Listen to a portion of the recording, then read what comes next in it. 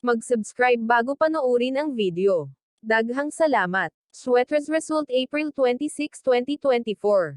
2 p.m. result 320. 5 p.m. result 236.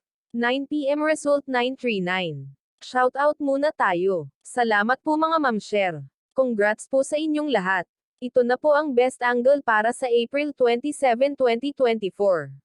2 p.m., 5 p.m., at 9 p.m. Result angle ngayon 02369. Messing number 14578.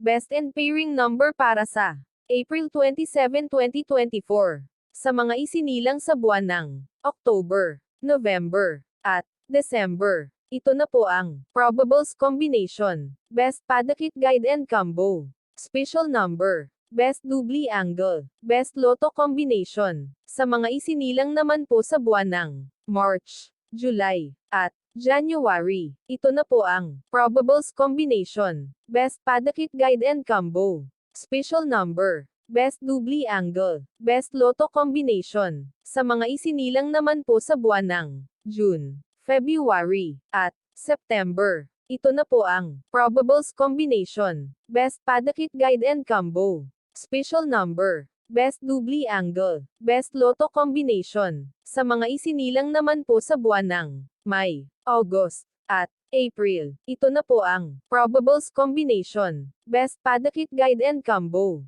Special Number. Best Doubly Angle. Best Lotto Combination. Hearing and Best Combination. PM. Hope to win po tayong lahat. Congrats sa mga mananalo bukas. Sa mga hindi pa nananalo PM na po kayo. Good luck. Mga katangian ng 12 buwan at mga maswerteng numero ayon sa inyong buwan ng kapanganakan. April. Positibong katangian. Matapang, matalino, maliksi, may abilidad na mamuno dahil taglay niya ang kinakailangang katangian upang mapasunod ang grupo ng mga tao. Mabigat ang personalidad na angkop sa pagiging lider. Nahahati sa dalawang grupo ang mga taong isinilang sa buwan na ito. Ang purong April at ang hindi puro. Taglay ng isang purong April ang maraming positibong katangian. Simot-alang ang hindi purong April ay kalimitang nagtataglay ng higit na negatibong katangian. Kagalang-galang ang personalidad, proud-looking. Maskulado ang pangangatawan at nagpapakita ng lakas o puwersa at virility kung lalaki at graceful lumakad kung babae.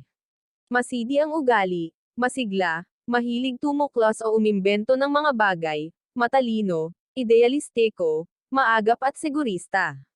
Maraming mga sikat at mga dakilang pinuno ang sinilang sa buwan na ito, taglay nila ang determinasyon sa bawat balak o plano nila sa buhay. Lapitin ang maraming oportunidad sa buhay. May tiwala sa sarili na magiging dahilan kaya sila nagtatagumpay sa buhay. Mahilig sa sport kung kaya magiging batak ang kanilang panganagatawan. Mabait sa sandaling mahulinag kanilang kalooban. Hindi mahilig sa sosyalan at mga kasiyahan o pagtitipon dahil madali silang maguluhan sa maraming tao. Palaisip at hindi palakibo, pinapakita nila ang kanilang abilidad at nalalaman sa tahimik na paraan. Hindi mahilig magmalaki o magmayabang dahil sila ay mababang loob at low profile. Mataas ang ambisyon sa buhay at handang magsumikap para maabot ang ambisyong ito.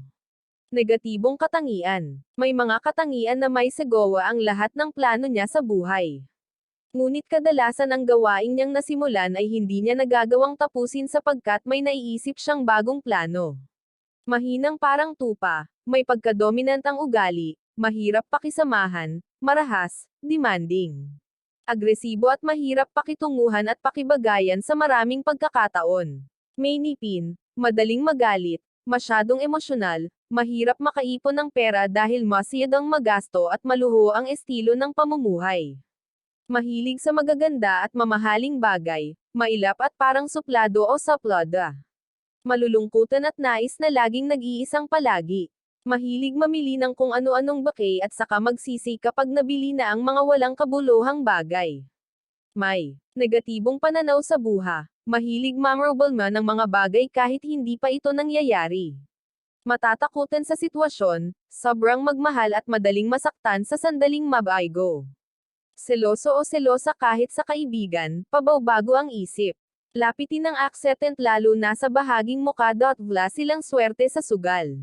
Madalas nilang pabayaan ang sarili at kalusugan kaya marami sa kanila ang sandali lang ng buhay, maging maingat sa pagkain. Kapalaran sa pag-ibig. Nababagay nilang kapareha ang taong isinilang sa buwan ng October. Kaysendo rin nila ang mga tao na isinilang sa mga sumusunod na buwan, August, December, February at June. Ang kanilang perfect match ay isinilang sa buwan ng December. Sa kapwa naman nila April ay iiral kung sino ang magiging dominante. Mahirap naman nilang kasando ang mga ipinanganak sa buwan ng July at January. Likas na romantiko ang isinilang sa buwan ng April. Sila ang tipo na seryoso sa pakikipagrelasyon at sa oras na magpakasal ay magiging tapat sa kaniyan na pangasawa hanggang sa huling sandali ng kanilang buhay. Mas pinapahalagahan ng isang taong isinilang sa buwan ng April ang panloob na kagandahan. Hindi sila ang partikular sa panlabas na kayan ng isang tao.